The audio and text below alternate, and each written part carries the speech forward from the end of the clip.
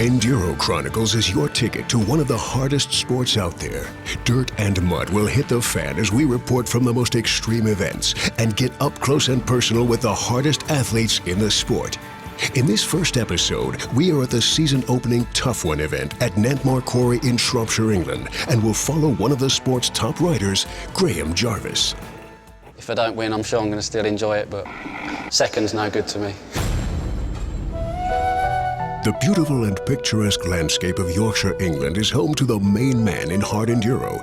This typical English countryside is torn up most days by Jarvis, who uses this terrain as an ideal training ground for his chosen profession.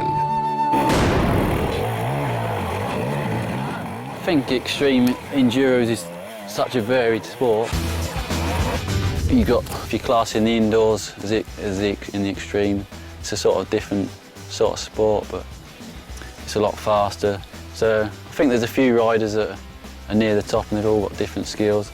I think I'm very near the top on most of it, and probably when it gets really extreme, I'd like to think I'm the best. Being the best takes time and effort that Jarvis mixes with passion. The Brit feels his sport is so much more than just hard work, however. Everyone has a bit of fun as well. It's not as serious as a lot of other sports, and there's not millions of pounds involved, so you can go there and you can have good fun with the riders, and in general everybody gets on and has a good time.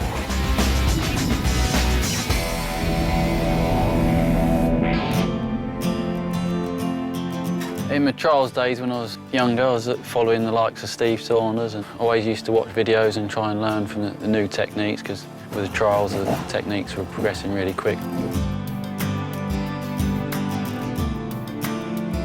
Yeah, 2011 was a bit of a dream year, really. Extreme enduro is hard to be consistent just because of the nature of the sport.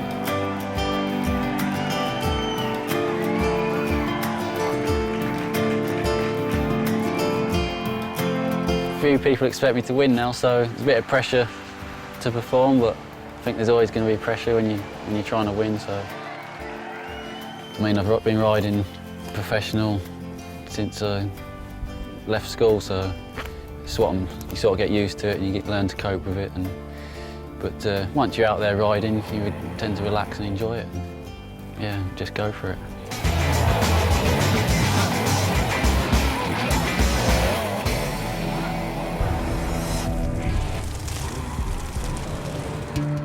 From Yorkshire to Shropshire and the Nantmore Quarry that plays host to one of the most extreme races of the year.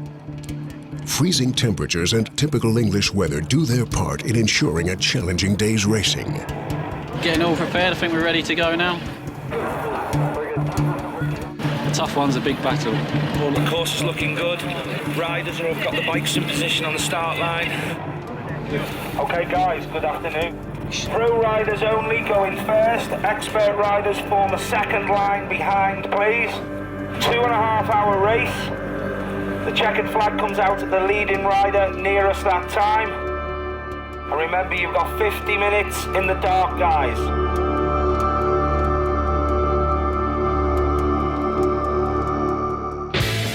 The Tough One is a race that eliminates anybody who can't hold the pace at the top. Everybody who falls behind by more than 30 minutes will be taken out of the competition and will be forced to watch from the sidelines.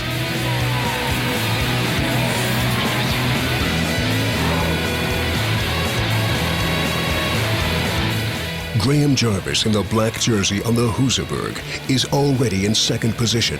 Can he keep this pace going?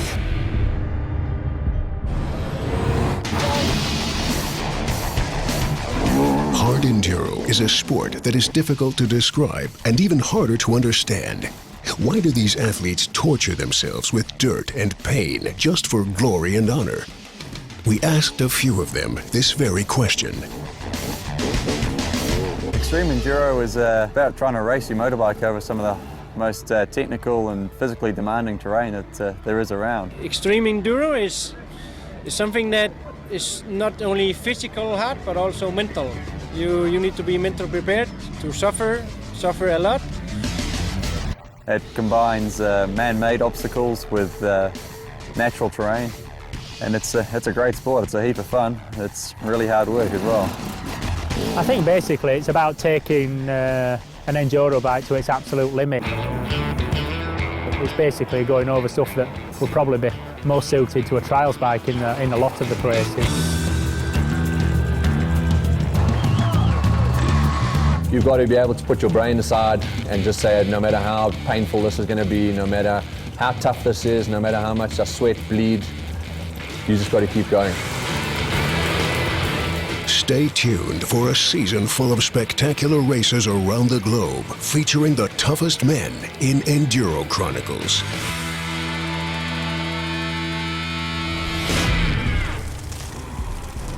One such tough man is Graham Jarvis, who likes to relax at home. These are some of the memories from last year, so now we're going to go out and do some training, see where I practice. It's hard to get yourself motivated sometimes when you're on your own and it's raining and it's cold. And, yeah, it's just something you've got to do if you want to stay at the top.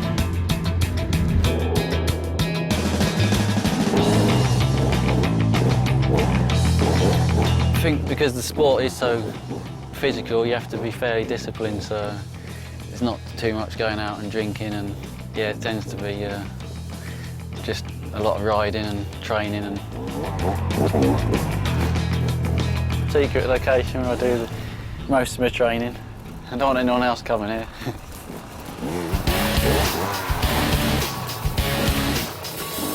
Yeah, this is my main practice ground because there's a bit of everything, some nice rocks. It's got roots, ruts, so plenty for a good workout. The extreme enduros are so varied and different, so you do have to train a bit different for each event. When you got like Romaniacs with the GPS, and then the more intense races, some are a bit faster. Yeah, every race is different, but in general, the physical training is fairly similar. In addition to the hard training, his early years as a trials rider have helped him develop his skills.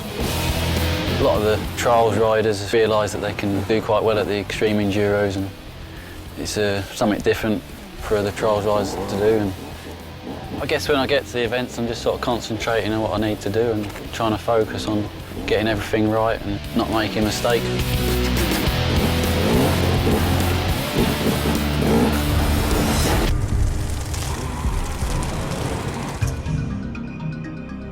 Back at the tough one, the competitors have been racing for well over an hour over a mix of natural and man-made obstacles. The tough one has also claimed its first victim. Local lad Paul Bolton has crashed and is out of the race. In the meantime, Graham Jarvis's training is paying off and he leads the field. In comparison to some other riders, his style looks effortless and graceful. Behind him, the second place sees an all-out brawl between Ironman Wayne Braybrook and Ben Hemingway.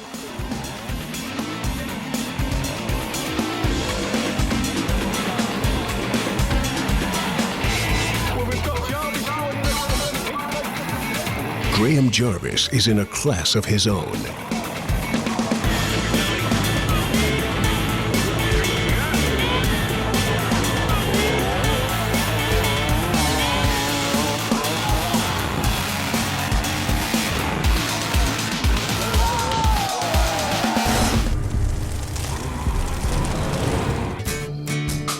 Following a successful 2011, Graham Jarvis is confident and very much looking forward to the coming season. Yeah, 2012 is going to be a good year, I think. There's new events coming up, which is good, so you go into new places and new experiences, but I think there's going to be new riders coming through as well. It's going to make it interesting, but I just know you're just going to have to give 100% and got to enjoy it at the end of the day as well. The events that Graham is looking forward to are Hell's Gate, City Scramble, Romaniacs, Sea to Sky, and Roof of Africa. But there is one event in particular that sticks out for him. You always just want to get the first few competitions out of the way and then try and hopefully build my fitness up, and I think my main aim for this year is to be on top form for Erzberg. Erzberg's the main one, I think, because it's about the only one I haven't won, so yeah, it's the one I really want, and that's what I'm aiming for, the main goal this year. If I could just win Erzberg and nothing else, I'd probably accept that. Really?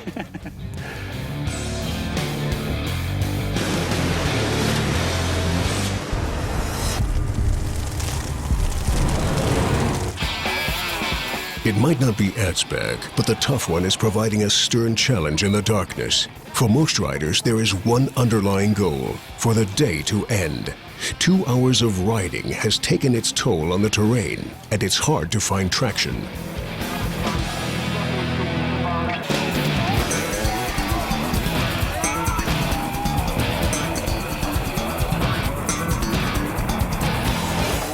Starting things off as he ended last year, a dominant Graham Jarvis wins the 2012 Tough One.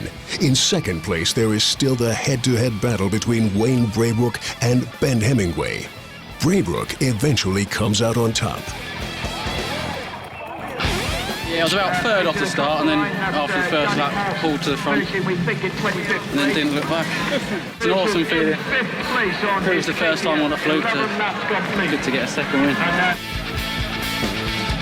Graham proves that he will be the man to beat in 2012 as he takes over the lead after the first event of the season. Wayne Braybrook is in second and Hemingway in third, providing an all-British lockout. The table will surely see many more twists and turns come the end of the season. Join us for the next edition of Enduro Chronicles as we look at all the best action of Le Touquet and catch up with one of the event's veterans, Paul Barbara. All this and more on Enduro Chronicles.